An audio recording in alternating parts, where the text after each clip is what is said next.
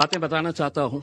Morocco बहुत छोटा सा देश है, लेकिन जब ब्राजील को हराया तो शायद ब्राजील ने कभी सपने में भी नहीं सोचा होगा कि मोरक्को से हम हार जाएंगे। मेसी की अर्जेंटीना को जब सऊदी अरब ने हराया तो अर्जेंटीना ने कभी सोचा भी नहीं होगा कि सऊदी अरेबिया हमें इस तरह से हरा सकता है करके। लेकिन ये दोनों टीम्स, चाहे वो मोरक्को हो या सऊदी अरेबिया, जब मैदान में उतरे होंगे, उन्होंने पिछले 5 सालों से लगातार मेहनत कर रहे हैं ये सोचकर कि हम उतरेंगे तो हम जीतेंगे करके। हमें 135 करोड़ की आबादी वाले देश के अंदर हम लोग क्या कर रहे थे उस वक्त? हम टेलीविजन के सामने बैठे हुए थे और हम ताली बजा रहे थे। खिलाड़ी कोई और था मैदान के अंदर, लेकिन हम खुश हो रहे थे कि देखिए कितना अच्छा गेम हो रहा है करके। उसमें हमें अफसोस इस बात का होना चाहिए कि 135 करोड़ की आबादी वाले देश के अंदर हमने 11 फुटबॉल खिलाड़ियों को तैयार नहीं किया।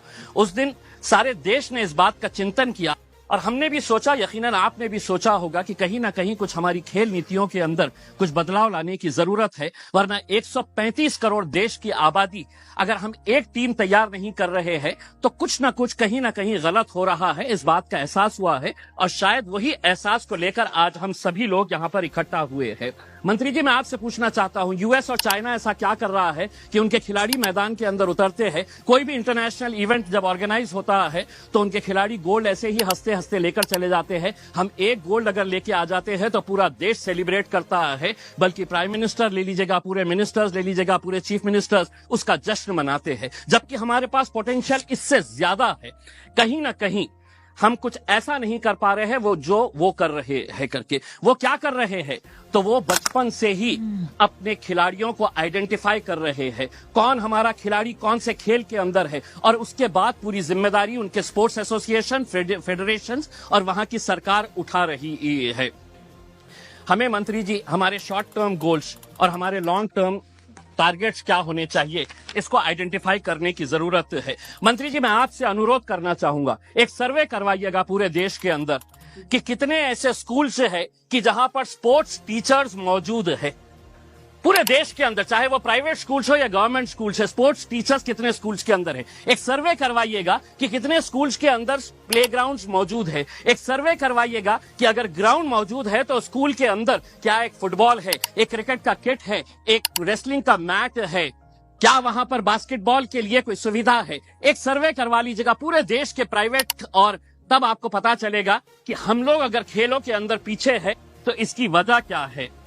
अध्यक्ष महोदय, मैं आपसे के जरिए मंत्री जी से यह अनुरोध करना चाहूंगा, 75 साल देश के आजादी के हो गए हैं, हम वैसे भी करोड़ों रुपया ऐसे वैसे कामों के ऊपर खर्च कर रहे हैं। मंत्री जी ये जिम्मा उठाइएगा कि 75 साल देश की आजादी के मौके के ऊपर हम हर स्कूल को एक स्पोर्ट्स किट प्रोवाइड करेंगे, जिसके अंदर एक फुटबॉल रहेगा, एक रेसलिंग का मैट रहेगा, एक बैडमिंटन के लिए, वॉलीबॉल के लिए जो नेट लगता है वो रहेगा। अध्यक्ष महोदय, एक मिनट, मैं सिर्फ सुझाव दे रहा हूं, और उसके ऊपर लिखिएगा कि अगर खेलेगा इंडिया तो जीतेगा इंडिया। उसके ऊपर आपकी तस्वीर लगाइए, आदरणीय पंत प्रधान जी की तस्वीर लगाइए, और एक 75 साल का तोहफा बोल के देश के तमाम स्कूल्स को आप ये दीजिएगा। हर राज्य के अंदर 4 कम से कम स्पोर्ट्स यूनिवर्सिटीज होनी चाहिए। मेरे शहर के अंदर थी, पूना वालों ने उठाकर उसे पूना लेकर चले गए।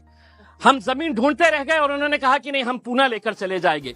4 स्पोर्ट्स यूनिवर्सिटी जिसका फोकस एरिया यही होना चाहिए, sports education, sports management, sports science, sports research और स्पोर्ट्स न्यूट्रिशन। मैं मंत्री जी आपको बताना चाहता हूं, औरंगाबाद के अंदर एक स्पोर्ट्स अथॉरिटी ऑफ इंडिया का साई का एक्सीलेंसी सेंटर है।